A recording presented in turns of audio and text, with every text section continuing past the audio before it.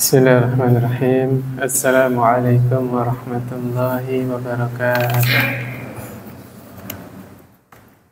Alhamdulillah, wassalatu wassalamu ala rasulillah wa ala alihi wa ashabihi wa man tabi'ahum bi ihsanin ila yaumiddin, amma ba'd. Alhamdulillah, kita ada di hari-hari akhir dari bulan Dzulhijjah. Kalau tidak salah nanti hari Ahad itu sudah masuk Muharram ya. Yang Nabi kabarkan bulan Muharram itu nama lainnya adalah Syahrullah ya. Bulannya Allah Subhanahu wa taala. Teman-teman yang senang puasa sunnah, maka di bulan Muharram itu ada anjuran memperbanyak puasa sunnah. Jemaah maghrib rahimakumullah. Kemarin kita sudah selesai pembahasan tentang riya. Qadarullah kita lanjutkan di malam Ahad ya. Malam Kamisnya dosa syirik besar, malam Ahadnya kita lanjut riya. Maka pada malam hari ini insyaallah kita akan bahas tentang tanda-tanda kemunafikan ya. Munafik itu orangnya, tapi nifak itu perbuatannya. Sebagaimana syirik itu amalannya, kalau musyrik pelakunya atau orangnya ya. Di sini Ustaz Firanda hafizahullah membagi munafik itu ada dua. Ada nifak akbar, ada nifak asghar. Tapi kalau kita buka buku akidah lain, seperti contohnya kitab tauhidnya Syekh Shalih Fauzan, itu pembagiannya ada nifak i'tiqadi, ada nifak amali. Sama aja ya, sama aja, hanya beda istilah saja. Mirip seperti syirik, nifak akbar itu mengeluarkan pelakunya dari Islam ya, nifak i'tiqadi. Kalau nifak asghar atau nifak amali itu pelakunya tidak keluar dari Islam. Itu bedanya secara umum seperti itu. Adapun nifak secara bahasa sendiri artinya adalah yang berlainan atau ketidaksesuaian antara zahir dan batin ya. Zahirnya syahadat asyhadu alla ilaha illallah wa asyhadu anna muhammadar rasulullah, tapi batinnya membenci Rasulullah sallallahu alaihi wasallam, membenci syariat Islam. Nah, ini nifak namanya ya. Kalau bahasa kitanya apa Pak? Islam KTP. Islam KTP itu sebutan halus untuk orang-orang munafik. Di KTP agamanya Islam, tapi kelakuannya, ucapannya, kebijakannya menyudutkan kaum muslimin. Itu namanya Islam KTP atau contoh orang-orang munafik ya. Na'udzubillah min dzalik. Oke, kita masuk ke hadis ya. An Abi Hurairah radhiyallahu anhu anin Nabi sallallahu alaihi wasallam qala, dari Abu Hurairah semoga Allah meridainya, dari Nabi Muhammad sallallahu alaihi wasallam qala, beliau bersabda, ayatul munafiqi salasun, idza haddatsa kadzaba wa idza wa'ada akhlafa wa idza tumina khana. Insyaallah dari SD sudah hafal ini Pak ya, di pelajaran PAI. Masih ingat nggak Pak? Saya ngapal ini waktu saya SD ini. Ada pelajaran PAI ya. Tanda-tanda orang munafik itu ada 3. Yang pertama, apabila berkata berdusta dia, bohong. Apabila berjanji ingkar ya, mengingkari atau menyelisihi janjinya. Apabila dipercaya, diberi amanah, khianat. Ya, berarti dusta, ingkar, khianat. Ini 3 tanda orang munafik. Pertanyaannya, apakah di antara kita ada yang selama hidupnya tidak pernah berbohong? Ada, Pak? Nggak ada. Maka jangan merasa bersih dari sifat munafik. Jangan-jangan di hati saya, di hati kita ada sedikit sifat nifak. Ya. Kita pernah berdusta, kita pernah berkhianat, kita pernah mengingkari janji. Benar nggak, Pak? Ya. Maka lebih jelas lagi nanti kalau kita dengar hadis dari Abdullah ibnu Amr ibnu As. Kata Rasulullah sallallahu alaihi wasallam, "Arba'un man kunna fihi kana munafiqan khalisan." Ada sifat 4 yang kalau 4-4-nya ini ada pada diri seseorang, ya, 4-4-nya ada pada diri seseorang, maka dia munafik tulen. Ya, munafik murni, fix dia orang munafik. Kalau ada 4-4-nya. Tapi kalau hanya ada salah satunya, ya dia muslim tapi hatinya terjangkit penyakit nifak. Gitu. Bisa dibedain, Pak, ya? Kalau ada 4-4-nya ini lengkap ada pada diri seseorang, dia munafik tulen. Ya. Wa man kanat fihi khaslatun minhunna kanat fihi khaslatun minan nifaqi hatta yad'aha. Barang siapa ada salah satu di antara 4 itu pada dirinya, maka dia hatinya sedang terjangkit penyakit nifak. Sampai kapan dia sembuh? Sampai dia meninggalkan karakter tersebut. Apa aja itu? Yang pertama, idza tumina khana. Apabila diberi amanah dia khianat. Wa idza haddatsa kadzaba. Apabila berbincang atau bicara berdusta. Wa idza ahada ghadaro. Apabila berjanji maka dia ghadaro. Kalau tadi kan akhlafa menyelisihi, ini ghadaro. Ghadaro itu curang. Ya. Wa idza khasama fajaro. Apabila bermusuhan, berdebat, ya, bantah-bantahan, itu dia berbuat fajir, berlebihan. Ya, naudzubillah min dzalik. Contohnya dia kena kasus, kemudian sampai ke pengadilan, maka subhanallah di pengadilan itu dia mendatangkan saksi-saksi palsu, menciptakan bukti-bukti batil, ya, CCTV dihancurin, dihilangkan jejak. Nah, itu orang munafik itu, Pak.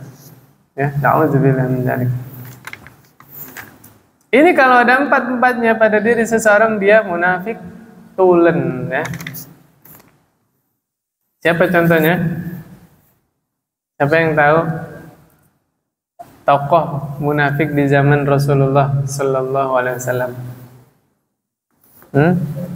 Abdullah bin Ubay bin Salul. Siapa namanya? Abdullah bin Ubay bin Salul. Ini nggak hafal nggak apa-apa, dia orang munafik, bukan sahabat itu, ya. Nah, ini salah satu contoh nifak i'tiqadi. Lisannya syahadat, ya, tapi hatinya benci terhadap Rasulullah sallallahu alaihi wasallam. Ini salah satu contoh, Pak. Nabi Muhammad sallallahu alaihi wasallam kurang baik apa akhlaknya? Manusia paling sempurna karakternya ya Rasulullah sallallahu alaihi wasallam. Saya tanya, ada yang benci? Ada. Paham maksud saya, Pak? Maka teman-teman jamaah salat maghrib semuanya, kalau kita sudah berbuat baik bagaimanapun, sudah berusaha jadi orang baik, jangan harap semua orang suka sama kita. Pasti ada yang benci. Paham maksud saya, Pak? Dimanapun berada orang baik pasti dimusuhi sama orang-orang yang tidak baik. Betul nggak, Pak? Ya. Justru dibenci, Pak. Satu kelas nih. Satu kelas berbuat curang semua. Ya, contekan segala macam lah, misalnya lagi ujian. Terus ada satu orang jujur, ngelapor ke guru. Itu orang dicintai apa dibenci sekelas, Pak? Dibenci. Justru ujiannya orang-orang baik itu akan dibenci oleh orang-orang yang tidak baik, orang-orang yang tidak sejalan, ya, subhanallah. Bapak tahu alasannya kenapa Abdullah bin Ubay bin Salul benci kepada Rasulullah Sallallahu Alaihi Wasallam? Singkat aja, nggak usah panjang-panjang ya. Jadi di Madinah itu ada dua kabilah yang sangat besar, kabilah Aus sama kabilah Khazraj, ya. Dua suku besar itu melakukan peperangan sampai bertahun-tahun, sampai moyangnya, Pak. Jadi yang dulu memulai peperangan udah meninggal semua, dilanjutkan sama anak sama cucunya terus. Sampailah di zaman Rasulullah Sallallahu Alaihi Wasallam, kedua kabilah tersebut capek, pengen berhenti berperang, damai. Mereka berdua sepakat berdamai. Masya Allah, sampai sekarang damai ya Madinah, subhanallah. Nah, mereka sepakat akan mengangkat pemimpin di Madinah siapa? Abdullah bin Ubay bin Salul. Khazraj, Aus, damai, pengen diangkat siapa? Abdullah bin Ubay bin Salul. Qadarullah, sebelum dilantik datanglah seorang pemuda yang sempurna yang bernama Muhammad bin Abdullah bin Abdul Muttalib bin Hashim bin Abdi Manaf. Siapa? Nabi Muhammad sallallahu alaihi wasallam. Bapak bisa ngertiin posisinya di Abdullah bin Ubay bin Salul? Itulah bahayanya cinta dunia, jabatan, kedudukan. Gara-gara rebutan jabatan, rebutan kedudukan, orang bisa saling membenci padahal sama-sama mukmin, betul? Iya nggak? Bahkan tidak hayal, walaupun saudara kandung ini kakak adik bisa saling membunuh kalau rebutan jabatan atau kedudukan. Makanya Abdullah bin Ubay bin Salul itu memendam kebencian terhadap Rasulullah Sallallahu Alaihi Wasallam. Kenapa tidak melawan Rasulullah Sallallahu Alaihi Wasallam? Tahu nggak, Pak? Alasannya, ya, nggak punya kekuatan yang cukup untuk melawan Rasulullah SAW. Kalau nggak mau masuk Islam, harusnya pergi kan? Mau pergi, Madinah itu kampung halaman dia. Paham maksud saya, Pak? Rasulullah SAW dan para sahabat kan pendatang dari Mekah datang ke Madinah kan? Ya mau nggak mau akhirnya dia tetap cinta negerinya, tapi nggak cinta kepada Islam, nggak cinta kepada Rasulullah SAW. Akhirnya zahirnya saja syahadat, tapi jauh di dalam lubuk hatinya itu masih kafir, Pak, masih musyrik. Mana dalilnya? Yaitu ketika Rasulullah SAW dilarang oleh Allah untuk menyolati Abdullah bin Ubay bin Salul ketika dia meninggal, ya, sampai kata Nabi Muhammad SAW, kata Allah Subhanahu Wa Taala, la tasalli, jangan solati abadan, ya. Saya lupa ayatnya ya, nggak salah di At-Taubah ya. Dilarang oleh Allah untuk menyolati orang-orang munafik. Dan orang-orang munafik ini Allah kabarkan, Pak. Kemudian Rasulullah SAW mengabarkan kepada siapa? Huzaifah ibnul Yaman. Huzaifah ibnul Yaman itu punya julukan Sahibus Sir. Sir artinya apa? Rahasia. Jadi Rasulullah SAW membisikkan kepada Huzaifah ibnul Yaman nama-nama daftar orang-orang munafik. Kan ini rahasia, Pak, ya? Ya kan? Umar kepo, Pak. Tapi keponya ada apa? Ada landasannya, Pak, ada dasarnya. Dia mengkhawatirkan jangan-jangan dia juga termasuk orang munafik. Akhirnya Umar bertanya kepada Huzaifah, "Wahai Huzaifah, apakah Rasulullah menyebut nama saya?" Subhanallah, Pak. Umar, sekelas Umar, Pak, khawatir dirinya tertimpa sifat nifak. Khawatir dirinya ini termasuk orang munafik. Itu Umar, Pak. Makanya orang-orang yang benar, orang-orang yang hatinya sehat adalah orang-orang yang khawatir jangan-jangan saya masih ada sifat munafik. Tidak sebaliknya. Sebalik itu bagaimana, Pak? Merasa diri bersih. Merasa diri hatinya paling bersih. Ya, na'udzubillah min dzalik. Itu sombong, Pak. Justru bukan munafik lagi. Sifatnya iblis. Ya kan? Merasa diri paling bersih hatinya, merasa diri paling baik, ya kan? Sifatnya siapa itu, Pak? Iblis. Na'udzubillah min dzalik. Para sahabat nggak begitu sifatnya. Ya. Nih, kata Ibnu Abi Mulaikah rahimahullah, ini tabi'in, Pak. Beliau berkata, adraktu salasina min ashabin Nabi sallallahu alaihi wasallam. Aku berjumpa dengan 30 sahabat Nabi. Kulluhum yakhafun nifaq ala nafsihi. Semuanya ini yang 30, semuanya mengkhawatirkan sifat nifak ada pada dirinya. Saya ceritain contohnya, Pak, ya. Tadi udah Umar, ya. Hudzaifah kan harusnya jaga rahasia, kan? Tapi dipaksa sama Umar. Kata Hudzaifah, wallahi, wahai Umar, demi Allah, ini satu-satunya yang aku bocorkan. Setelah ini aku tidak akan memberitahukan siapa-siapapun. Tahu nggak yang dilakukan Umar apa? Setiap di Madinah ada yang meninggal, melulu Umar melihat Hudzaifah. Hudzaifah ikut nyolatin nggak nih? Kalau ikut nyolatin, Umar ikut nyolatin. Kalau Hudzaifah nggak ikut nyolatin, Umar nggak ikut nyolatin. Karena yang megang rahasia nama-nama orang munafik siapa? Hudzaifah. Subhanallah, luar biasa. Umar bin Khattab. Nah, tadi Umar, ya. Sekarang Hanzalah bersama Abu Bakar. Suatu hari Hanzalah sedang sedih, Pak, nangis. Kemudian datang Abu Bakar. Wahai Hanzalah, kenapa Anda? Ada apa?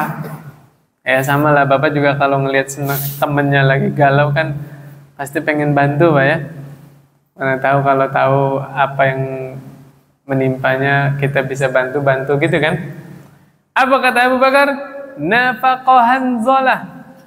Hanzalah telah menjadi orang munafik. Hanzalah telah berbuat sifat nifak. Kaget kan Abu Bakar?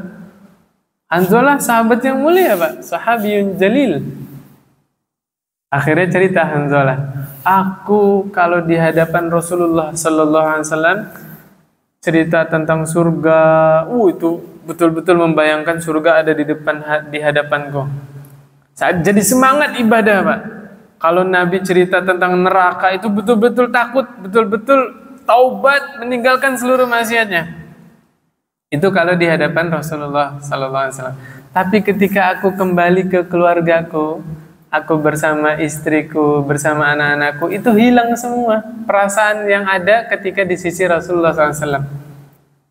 Bapak kalau lagi main sama anaknya yang masih 3 tahun, ya, dikelitikin, ketawa-ketawa, ingat neraka, Pak? Nah, ingat nggak? Enggak. Lagi bersenang-senang sama istrinya, ingat neraka, Pak? Enggak. Menurut Hanzalah ini munafik. Takut sama Allahnya ketika di sisi Rasulullah SAW saja, gitu kan? Apa kata Abu Bakar? Kalau begitu aku juga sama. Akhirnya dua-dua ini mendatangi Rasulullah SAW berdua. Hanzalah dan Abu Bakar cerita, ya Rasulullah, kami begini. Oh, Masya Allah. Rasulullah SAW dengan tenang menjawab, ya Hanzalah, sa'atan. Tahu nggak maksudnya, Pak? Ada waktunya. Waktunya pengajian, imannya nambah, ya wajar. Karena dengar ayat, dengar hadis kan. Waktunya sholat, khusyuk, ingat akhirat, wajar. Ya, waktunya jihad, waktunya baca Quran. Ada juga waktunya bersama keluarga, ya kan? Waktunya kerja, ya. Sa'atan wajar, itu keadaan kebanyakan manusia. Betul nggak, Pak? Itu wajar, itu bukan kemunafikan. Kata Nabi SAW, seandainya keadaanmu selalu sebagaimana engkau di sisiku ya, takut sama Allah itu terus-terusan, kapanpun, dimanapun kita berada, apa kata Rasulullah SAW? Niscaya malaikat-malaikat penjaga langit itu akan turun dan bahasanya ini? Musofahah, berjabat tangan ya, akan berjabat tangan dengan kalian berdua. Kalau keadaan hati seseorang itu, apa itu Pak namanya? Kalau nggak berubah-ubah apa namanya? Statis gitu tuh. Apa bahasanya nggak tahu saya. Lurus, nggak ada perubahan sama sekali apa? Nggak tahu ya. Kalau jumut kan itu mah kolot ya. nggak mau menerima perubahan. Ini naik terus imannya. Maka itu bukan tanda kemunafikan. Itu adalah keadaan kebanyakan manusia. Ya, ada waktunya, saatan-saatan. Kemudian kita jelaskan ya, dalil-dalil tentang nifak i'tiqadi atau nifak akbar, yang itu pada hakikatnya dia itu kafir, Pak. Tapi menyembunyikan kekafirannya. Ya, zahirnya itu muslim, tapi hatinya iblis. Hatinya membenci Islam. Yang pertama dalilnya surah An-Nisa ayat 145. Bismillah. Alhamdulillah. Surat apa, Pak? An-Nisa ayat 145. Kata Allah Subhanahu wa taala, "Innal munafiqina fid darkil asfali minan nar." Sesungguhnya orang-orang munafik itu berada di dasar neraka, di keraknya neraka jahanam. Na'udzubillah min dzalik. Darkil asfali minan nar. Dark ternyata bahasa Arab ya. Kalau itu kan bahasa Inggris ya. Apa artinya dark? Dalam kan? Bahasa Arab juga sama, dark. Ya, dal ro kaf. Insyaallah darkun. Ya, dark. Orang-orang munafik sesungguhnya akan Allah tempatkan di mana? Di kerak neraka jahanam, paling dasar ya. Saya tambahin ya, di ayat yang lain, masih surat yang sama, surah An-Nisa. Innallaha jami'ul munafiqina wal kafirina fi jahannam jami'a. Sesungguhnya Allah akan mengumpulkan orang kafir dan orang munafik di dalam neraka jahanam. Ngumpul satu tempat. Na'udzubillah. Saya tanya Pak, mungkin nggak orang kafir akan disatukan dengan orang mukmin dalam neraka? Nggak bakal bersatu. Allah kan adil. Walaupun orang mukmin disiksa di dalam neraka, siksaan yang Allah timpakan untuk orang mukmin dengan siksaan yang Allah timpakan untuk orang kafir sama tidak? Beda. Ketika Allah berfirman, orang munafik ada di dasar neraka, orang munafik akan berkumpul dengan orang-orang kafir, maka dipastikan yang dimaksud munafik di sini adalah bukan orang muslim, ya, bukan orang mukmin. Kemudian berikutnya, surah Al-Baqarah ayat 9. Nah, ini Bapak-bapak pada hafal insyaallah. Kata Allah Subhanahu wa taala, yukhadi'una Allah walladzina amanu وَمَا يَخْدَعُونَ إِلَّا أَنفُسَهُمْ وَمَا يَشْعُرُونَ. Mereka, orang munafik, menipu Allah dan orang-orang mukmin, membuat makar. Apa kata Allah? Mereka tidaklah menipu kecuali menipu diri mereka sendiri. Paham maksud saya, Pak? Gampangnya gini, Pak, contohnya. Ketika ujian ada siswa yang nyontek. Oke? Siswa itu merasa telah menipu pengawas. Paham maksud saya, Pak? Siswa itu merasa telah menipu gurunya. Oke? Pada hakikatnya siswa yang nyontek itu telah menipu diri sendiri. Karena hasil ujiannya itu tidak murni kemampuan dia. Paham sampai sini, Pak? Seperti itu gambarannya, orang-orang munafik berdusta, dia syahadatnya bohong, dikira menipu Allah, padahal dia sedang menipu diri sendiri. Na'udzubillah min dzalik. Na'udzubillah min dzalik. Kemudian berikutnya, ini ajaran yang sangat indah dari Rasulullah SAW. Rasulullah SAW bersabda, "Wallahi law lallahu mahtadaina wala tasaddaqna wala sallaina." Demi Allah, seandainya bukan karena Allah, kita tidak akan mendapat hidayah. Kita tidak akan bersedekah. Kita tidak akan sholat. Tuh Pak, Rasulullah SAW menisbatkan seluruh kebaikan yang bisa kita kerjakan dari mana Pak? Dari Allah Subhanahu Wa Taala. Demi Allah, seandainya bukan karena Allah, kita nggak akan mampu tergerak hati kita untuk ibadah sholat. Ya, makanya jangan sombong ya. Jangan sombong. Murni Allah yang menggerakkan hati kita sehingga kita bisa sholat. Allah yang menggerakkan hati kita sehingga kita bisa sedekah. Dan Allah murni yang memberikan hidayah kepada kita sehingga kita bisa melakukan seluruh ibadah kepada Allah Subhanahu wa Ta'ala. Sudah dapat berapa Pak? Sifat orang munafik tadi Pak? Dusta, ingkar, khianat, apalagi tadi? Berlebihan dalam bermusuhan ya, berlebihan dalam berdebat, apalagi Pak? Sudah, sampai situ aja. Oke, dilanjutin lagi nih. Sifat orang munafik berikutnya adalah tidak mau sholat Isya dan sholat subuh. Kata Rasulullah SAW, "Inna asqala salatin 'alal munafiqina salatul Isya wa salatul fajri." Sungguh sholat yang paling berat bagi orang munafik adalah sholat Isya dan sholat subuh. Kenapa? Ada yang tahu jawabannya? Dulu di zaman Rasul belum ada listrik. Wah, ini mau terang ya. Mau Isya, mau subuh, kelihatan nih ganteng-gantengnya. Masya Allah ya. Di zaman Rasulullah Sallallahu Alaihi Wasallam ya, itu gelap Pak salat Isya. Salat subuh juga masih gelap. Padahal biasanya Rasulullah, ini alhamdulillah di sini diterapkan sunnah. Ada sunnah selesai salam imamnya menghadap ke jamaah kan, ya berubah posisi duduknya, nggak madep sana terus. Poin yang pertama, Nabi nggak suka membelakangi sahabatnya. Ya gitu juga kayaknya sombong banget ya. Kita kalau di belakangin orang gimana? Nah, imam ini menghadap ke makmum, muwajahan namanya itu, saling berhadapan.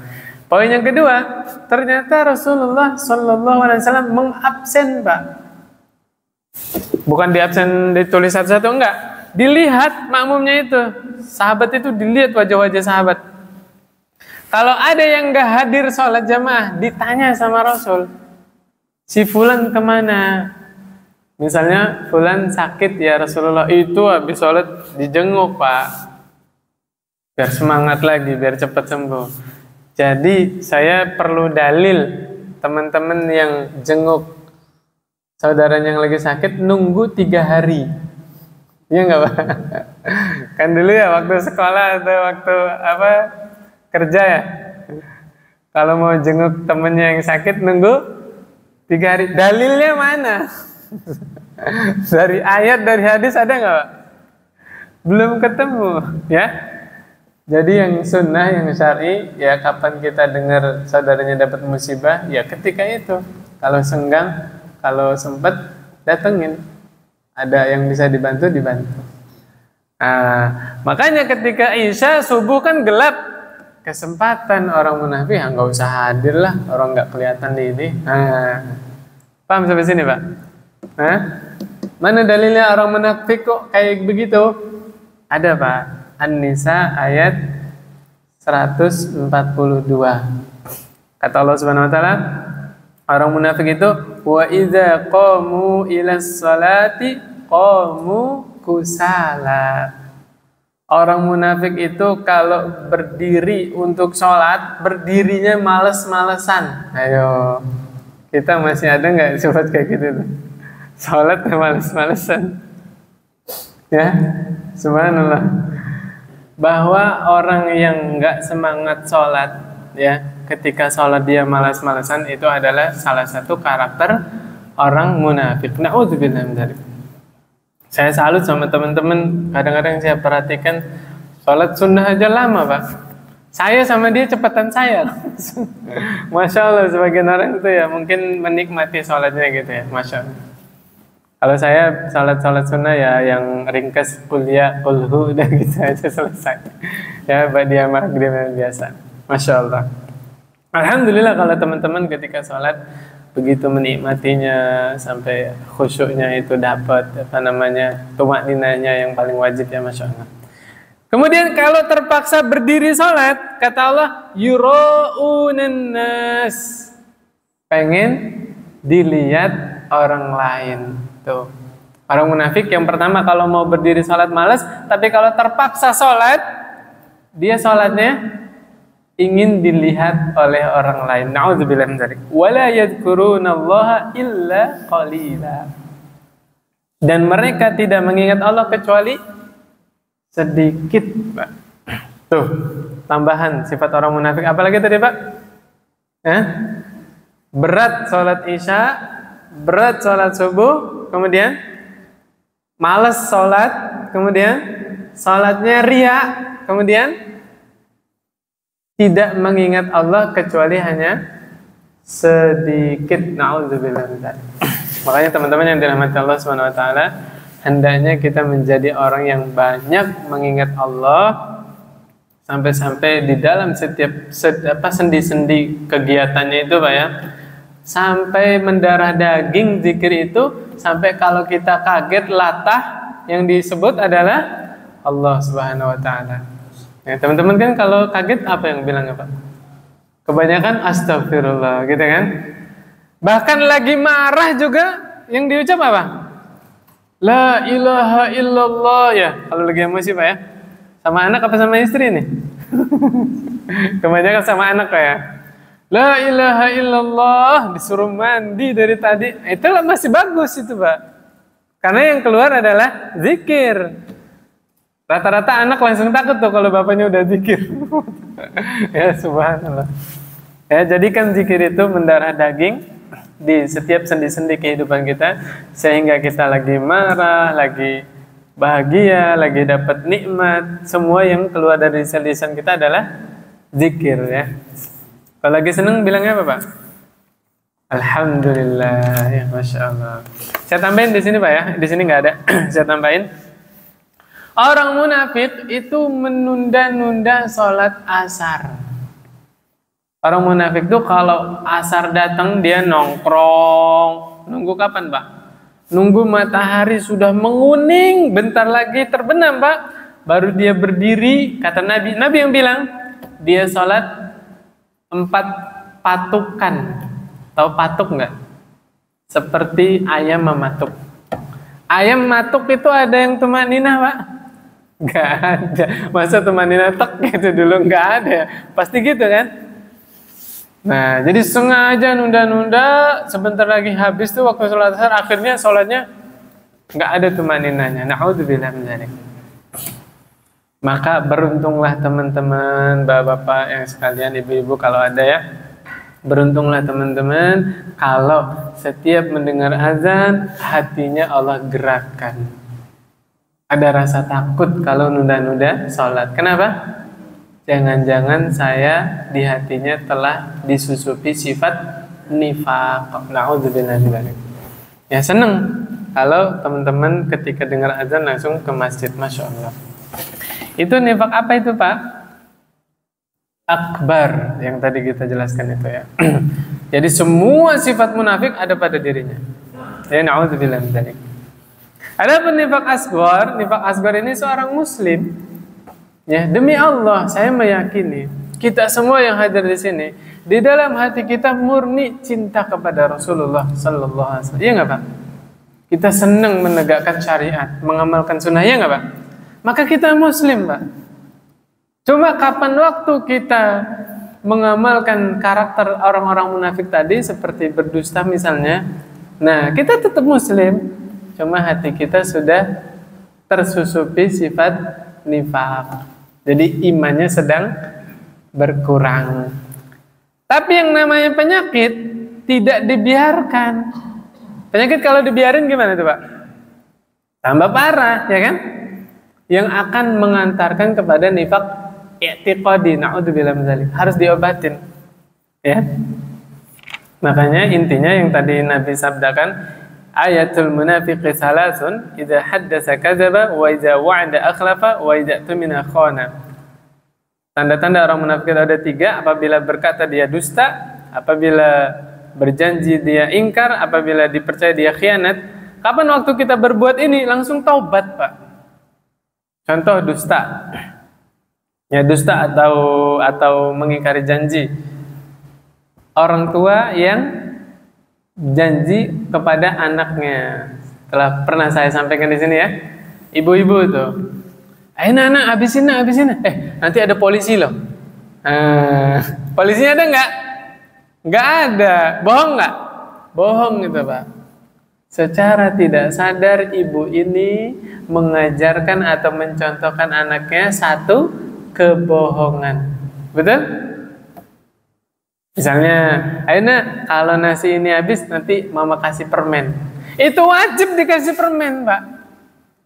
Terus anaknya batuk gimana? Nah, makanya kalau janji, usahakan isi janjinya adalah yang bisa kita realisasikan.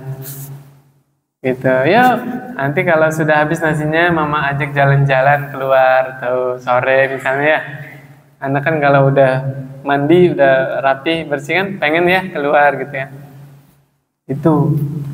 Jadi hati-hati ketika kita janji, ya sama ya, ke istri juga sama, ke anak juga. Bapak-bapak udah janji umrohin istrinya. Wajib itu Pak. Ayo, makanya janjinya yang bisa kita jangkau ya. Jangan muluk-muluk janjinya. Terus gimana tuh Pak kalau belum terrealisasi? Ustadz dari awal nikah saya janji pengen berangkatin umroh istri saya, tapi qadarullah rezekinya belum ada. Gimana tuh Pak? Dilihat kemampuan finansialnya. Kalau memang masih bisa dicapai, berusaha dulu bismillah. Tapi kalau nggak bisa, segala hal ya, satu hal dan yang lainnya, ya ngomong baik-baik sama istrinya, minta maaf. Mungkin istrinya ya sudahlah kalau nggak mampu. Kalau minta diganti gimana? Ganti Pak. Ya udah kalau nggak umrah besok mudik pulang ke rumah orang tuanya misalnya ya. Misalnya udah lama nggak mudik misalnya, ya turutin. Tapi sumpah yang di awal itu diganti, ditebus, bayar kafaratul yamin. Nah, kafarat sumpah udah tahu Pak? Udah tahu belum? Ada di surah Al-Maidah, saya lupa ayatnya.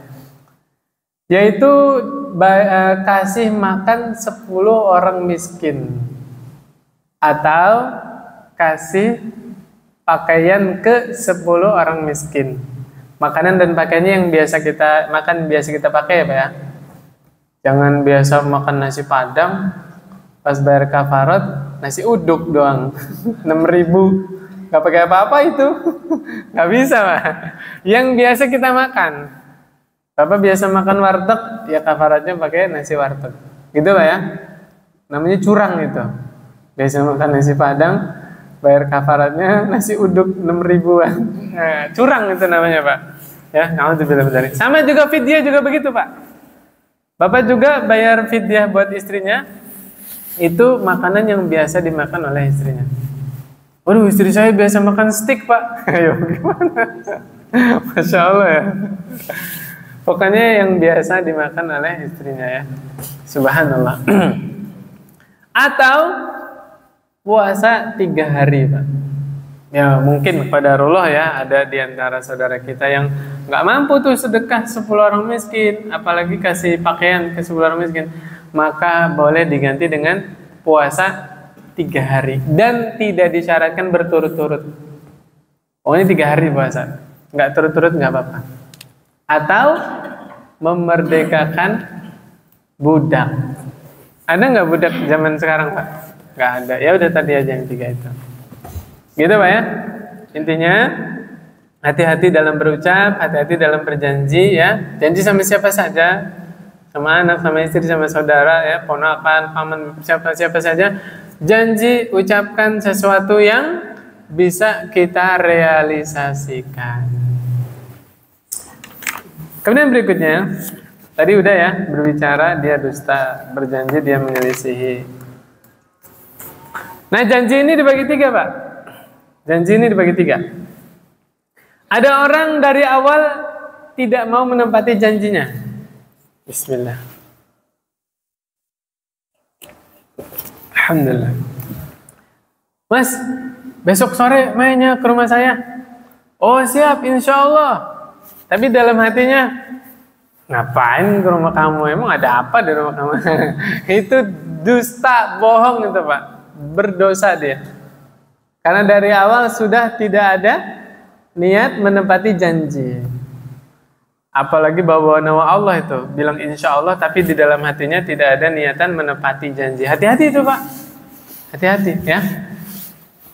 Yang kedua, hendaknya seorang mukmin itu setiap berjanji dia mengucapkan insya Allah jika Allah menghendaki, tapi dalam hatinya sudah ada azam ingin menepatinya.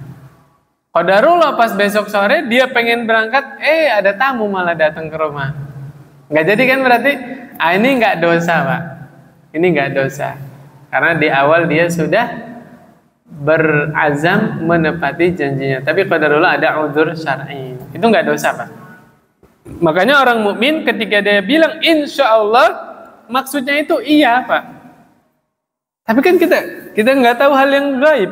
Hal yang gaib termasuk hal yang gaib apa Pak? Yang belum terjadi. Besok itu hal yang gaib kan? Makanya kita gantungkan kepada Allah, insya Allah. Gitu maksudnya Pak. Maksudnya itu iya, tapi kita serahkan kepada Allah. Yang ketiga ini Pak, yang unik Pak. Di awal dia sudah ada niat menepati janji, pas tiba waktunya yang dijanjikan, dia sengaja tidak menepati janji. Padahal nggak ada uzur apa-apa, nggak ada alasan apa-apa. Ya mungkin malas kali ya. Ya kalau begitu mah tinggal sekarang bisa WA Pak ya. Punten, tadinya saya mau berangkat tapi badan capek semua, baru pulang dari sini. Kan enak kan Pak ya? Supaya tidak kecewa, tidak ditunggu-tunggu, begitu Pak. Kita lanjutkan sedikit Pak ya. Saya tadi ada yang kelewat mengenai perkataan yang dusta. Kita saksikan sekarang di medsos-medsos itu banyak orang-orang yang kerjanya sebagai pelawak. Ya Pak ya? Nah, subhanallah tujuannya bagus sih, menghibur ya. Menghibur. Dan di dalam Islam itu tidak dilarang yang namanya bercanda. Bercanda itu boleh, bergurau itu boleh, tapi ada norma-normanya. Ya, kata Rasulullah SAW, "Wailul lilladzi yuhadditsu fayakdzibu liyudhika bihil qaum." Wailullah, wailullah. Celakalah seseorang yang dia berbicara dengan dustanya itu supaya membuat orang lain tertawa. Nabi doakan 3 kali Pak. Wailullah, wailullah. Celakalah dia, celakalah dia. Na'udzubillah. Kenapa kok banyak? Padahal hadisnya sudah jelas ya. Tidak boleh berdusta. Yang pertama bayarannya besar. Ya. Ada sekarang model lawakannya kan ada stand up comedy ya. Tahu ya Pak ya? Dia melawak sendirian. Itu sekali tampil itu di acara-acara tertentu cuman ngomong 5 menit 5 juta Pak, 6 juta ya, bahkan sampai sekian puluh juta, sampai besar itu Pak. Tapi saya tanya, halal nggak kalau isi ceritanya itu dusta? Nah, terbuktilah sabda Nabi, di akhir zaman nanti banyak orang-orang yang tidak peduli penghasilannya itu halal atau haram. Ya, na'udzubillah. Padahal semuanya akan dihisab nanti. Bahkan kata Nabi di dalam riwayat ya, Ini sahih jami. Kata Rasulullah SAW, la tuksirud dhahak fa inna kasratad dhahak tumitul qalb. Jangan perbanyak tertawa, karena banyak tertawa itu bisa mematikan hati. Naudzubillah, hatinya mati, Pak. Kebanyakan tertawa. Jadi yang benar, tertawa itu mubah, boleh. Bercanda itu mubah, bergurau itu boleh. Kenapa normanya kok seketat itu? Supaya tidak terlalu banyak, intensitas tertawanya itu tidak terlalu banyak. Jadilah gurau canda itu hanya selingan, gitu ya. Gak bagus juga dari misalnya ada pengajian dari awal sampai terakhir ketawa terus, ya. Ada kan? Justru itu yang disenengin jamaah kan? Bener nggak? Yang disenengin sama orang-orang awam kan ya? Ustadznya seru nih. Pas disaksikan dari awal sampai terakhir itu ketawa terus ya. Subhanallah ya. La haula wala quwwata illa billah. Yang berikutnya, jika bersengketa dia berbuat kefajiran, curang atau licik, tadi sudah dicontohkan. Ya, mendatangkan bukti-bukti yang batil, sumpah-sumpah palsu, yang menghilangkan barang bukti dan seterusnya. Ini orang munafiknya. Yang keempat, jika membuat kesepakatan maka dia menyelisihi. Di antara kesepakatan, Pak, adalah perjanjian Islam terhadap orang-orang kafir. Jadi orang kafir itu nggak semuanya boleh dibunuh, Pak. Saya tanya, Pak, di sini ada tetangganya yang Kristen banyak, boleh nggak dibunuh?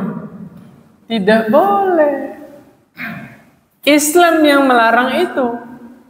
Ini biar dengar semua, biar kajian-kajian sunnah dituduh macam-macam, dituduh teroris segala macam kan?